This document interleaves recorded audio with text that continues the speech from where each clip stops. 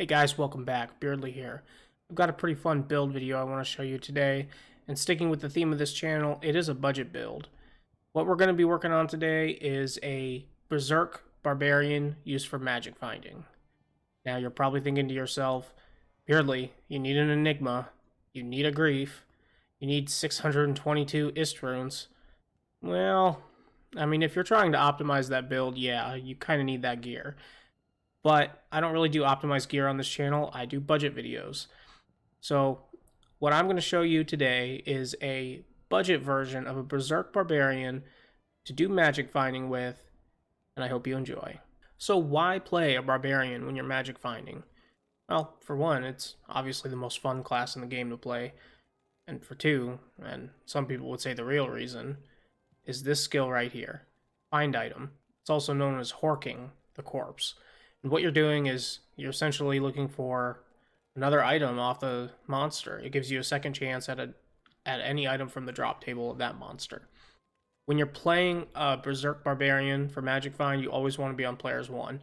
And the reason for that is because you are focusing on super uniques, and they are unaffected by players count. They're always going to drop the same number of items, regardless of how many players are in the game. So you might as well make it easy on yourself and play on players 1. So let's get right into this build. For strength, you want enough to equip your gear. Dexterity, same thing, enough to equip your gear. Everything else into vitality. The barb actually gets 4 health points per point in vitality that you invest. So it's very easy to have a large health pool with the barbarian. Plus, of course, you'll have battle orders. So that's the stats. Let's go into the skills. This is personally how I like to play a Berserk Barbarian when I'm magic finding. You can tweak these skills however you see fit. Maybe you might want some more damage or something like that, but this is what I found to be really effective, and this is what I like. So for the War Cries tree, where I maxed Howl, and I'll talk about why in a minute. 1 point in Shout is a prerequisite for battle orders, and then battle orders is where I'm actually going to dump the remainder of my points after I've maxed what I want to max. 1 point in battle command. You're going to want to get to around a 50% chance on find item. If you get to 16 points in find item after battle command and after all your gear, that'll actually be a 49% chance. I'll show you how that skill scales. You can see it down on the video at the bottom. There's kind of a hard drop off in terms of diminishing returns, so I like to get to around 50%, somewhere around there. Combat masteries, whatever weapon you're using, I like to use swords, max that. I put 1 point in increased stamina and increased speed. That's just a quality of life thing. And 1 point in natural resistances. You can see my resistances are pretty bad in Hell, even with that. But I put 1 point in there because 12% resist all, that's almost the same as putting an Umrune somewhere in your gear, so it's pretty good value for 1 point. For the combat tree, we're maxing Berserk. That's our main form of damage, so obviously you want to max that. Now, the reason I maxed Howl is because it's a synergy for Berserk. And not only is it a synergy, but it's also our main form of crowd control. As a barbarian, we're able to scare the minions away. And more points in Howl means that you'll hit more monsters every time you use the skill, and they'll run for longer. So it's just better crowd control. Now, if you don't want to dump more points into Howl, and you want to, say, dump higher points in find item, or more points in battle orders, you do whatever you feel comfortable with. This is personally how I like to play the build. It works out perfectly fine. You can see I'm not maxing Shout. I don't need that much damage from Berserk. It's not really a big deal. You're only playing on players 1. You'll kill them perfectly fine. That's just my take on it. So that's it for the skills. Let's look at the gear. So for gear, remember this is a budget build. So we're not going to wear an Enigma. We're not going to wear a Grief. We're not going to put 142 Ist runes in our gear. We can't afford that. We're broke, right? So this to me is a very budget option for this build. And I'll show you what I mean. So we'll start with the helmet. 3-socket helmet with 3 perfect topazes in it. Gives us 72% magic find on that. For an amulet, I'm actually wearing a random amulet that I found. It has 25% magic find on it. Now, a blue amulet with the prefix and suffix that gives magic find, which would end up being a fortuitous amulet of luck, can give up to 50% magic. A yellow amulet can give up to 35% magic find if it has both the prefix and suffix for magic find. But anyway, the point is use whatever magic amulet you can find, okay? For shield, I'm wearing a rhyme shield, and there's two primary reasons for this. For one, it gives you cannot be frozen, which is incredibly nice on any melee character. And for two, it gives you a little bit of magic find, 25% magic find. It's not the most. Certainly, if you had a 6-isted phase blade on your offhand, well, obviously that's a lot more magic find, right? But again, we don't have a bunch of ist runes to throw around. So, Shale, Eth, and some sort of shield gives you rhyme. That gives you cannot be frozen, as well as a little bit of. For armor, 4-socket armor with perfect topazes in it. This gives you almost 100% magic find. This is huge. This is a huge piece of gear right here. For boots, I'm just wearing rare boots that I found that have 30 faster run walk and a little bit of magic find on them. I'll show you some different options here in a minute, but these are what I chose to wear. Rings, I'm just wearing blue rings that have magic find. This one has 24, this one has 20. The best belt in the game for magic find is a gold wrap. Remember to up it one time in the cube. I'll put the recipe down below on the screen, but that way you can have 4 rows for your potions. Gloves, I'm actually wearing crafted blood gloves, and the only reason I'm wearing these right now is because I did not allocate enough strength to equip the Archon plate without these gloves on. So these are not the gloves that I really wanted to wear, but I made a mistake when I was building this character and I didn't have enough strength to equip the Archon plate. So that's my fault, but I'm wearing those gloves. Wear whatever you've got, right? I chose to make a passion in a cryptic sword. And the reason I did this is because, for one, it's extremely budget. The most expensive rune in this rune word is the Lem.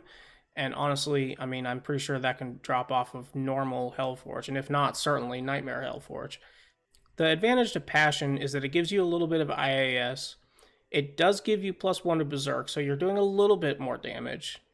But it also hit blinds target, which is kind of nice. Gives you a little bit more crowd control if you do happen to randomly attack minions and whatnot. It's not the best weapon in the game, but it certainly gets the job done.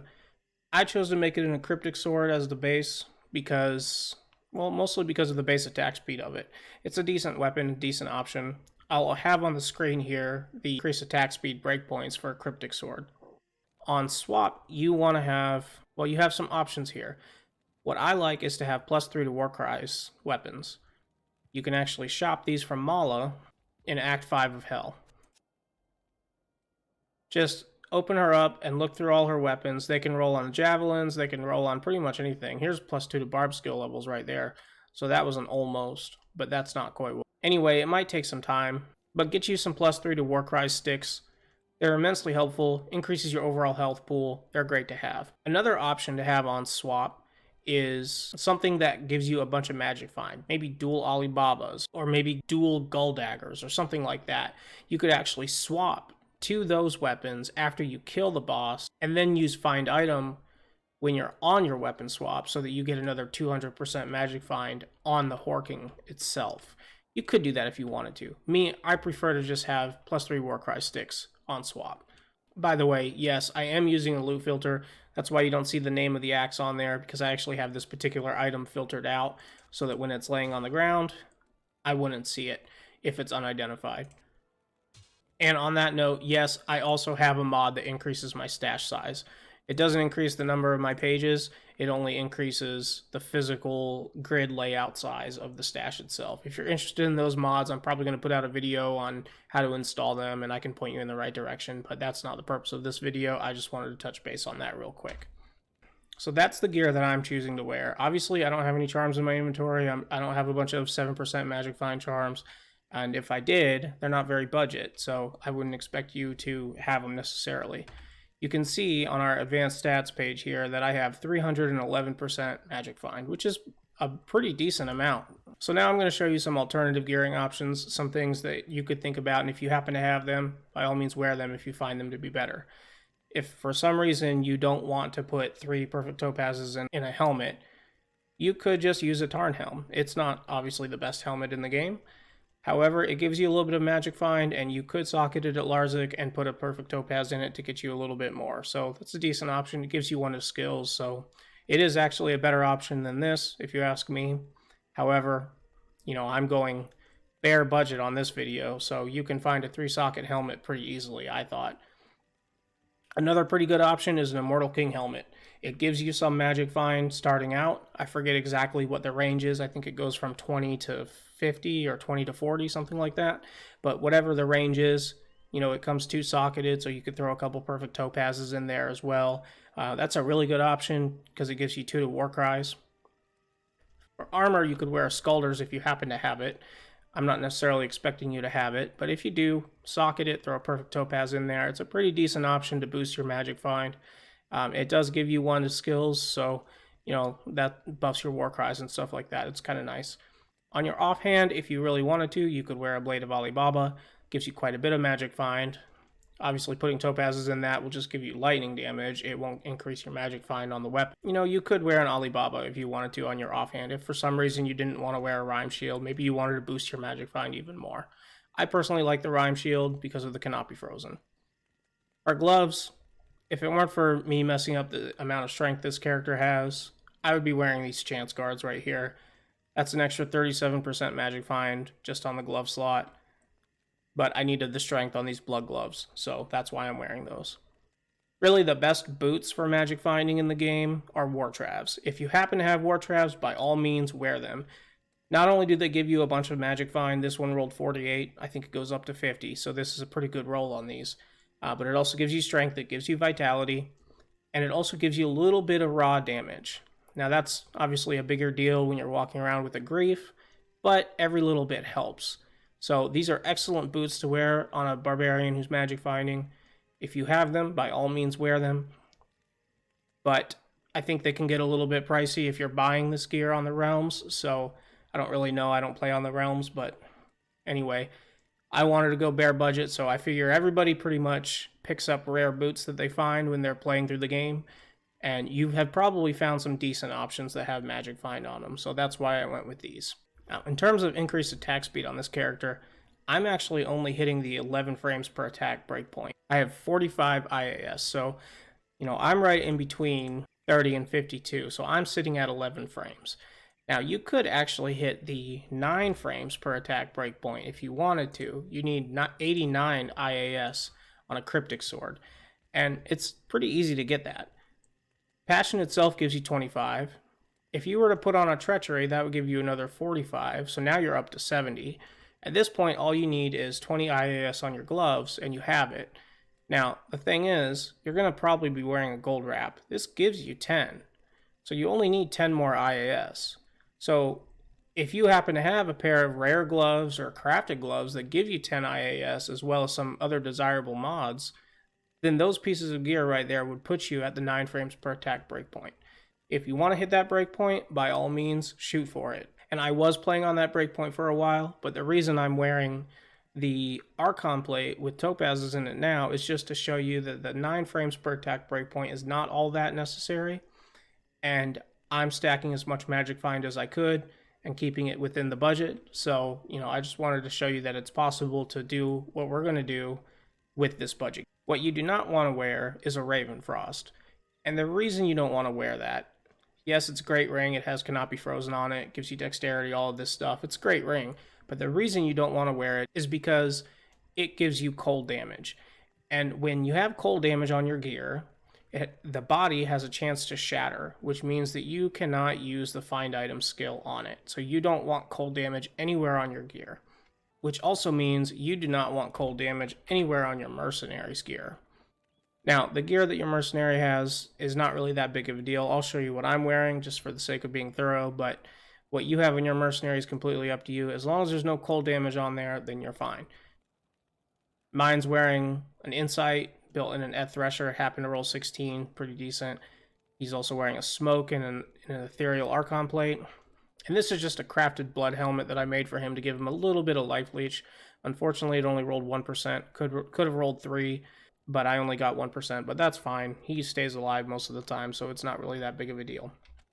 So, traditionally on a Berserk Barbarian running Magic Find, it's called a PitZerker. And the reason for that is because you go to the pits in Act 1, and you teleport around because you have Enigma, and you kill all the bosses in there, and you hork their bodies. And you're using the Berserk skill to kill everything, so you're a PitZerker. This character, even though we use Berserk and we're a Magic Finding Barbarian, we're not running the pits. And the reason for that is that we don't have Enigma. What we're going to do instead is we're going to do Eldritch, Shank, and Pindle.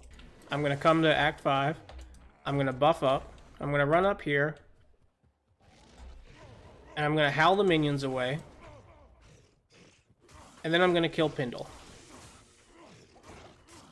Unluckily, he's actually lightning enchanted, so I'm going to take a lot of damage. He didn't drop anything when I horked him.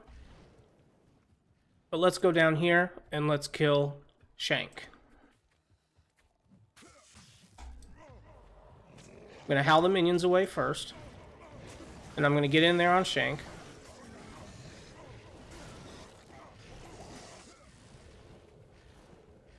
And he teleported away, so let's grab him again. Of course, Emilio's running around doing his own thing. He's not helping at all. So I horked him. Going back to town. Very quickly, I'm going to heal up.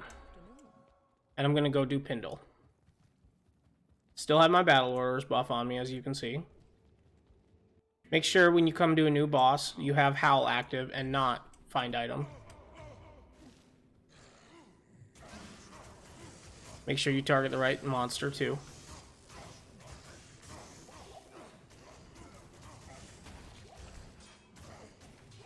You can see some more items popped up on the ground there when I did Hork. So I'm just going to do another run here, and we're going to see how this run goes.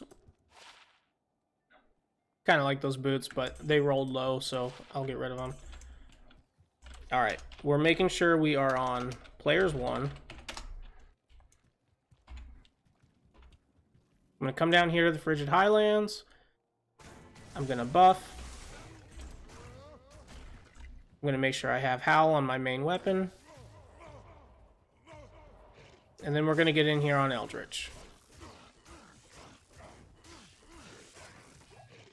I'm going to hork the body. You can see a couple more items popped up there. Then we're going to come down here and we're going to do Shank. I like to howl the minions away when I'm running down there just so I don't take a bunch of damage and so they don't follow me. Come in here, howl everybody away, get Shank, heal up a little bit. I'm going to howl these guys away because they're doing all sorts of damage.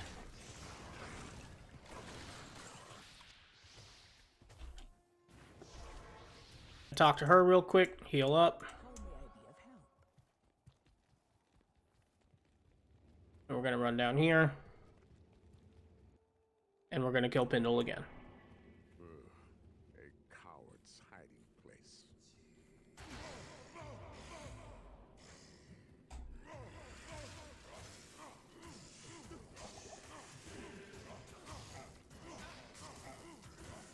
You can see the damage isn't the best. And you can also see I'm quite squishy. But again, this is a very budget build.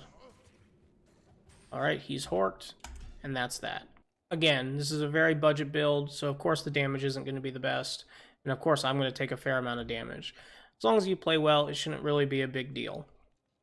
Yes, it would be better with Grief. Yes, it would be better with Enigma. However, you can stack quite a bit of Magic Find and you can kill reasonably fast and take out those 3 bosses in a reasonably quick amount of time and maybe even get some cool items. So I hope you enjoyed this video. Thanks for watching it. I enjoyed making it. I'm going to have more videos kind of similar to this coming in the near future, and you guys stay classy.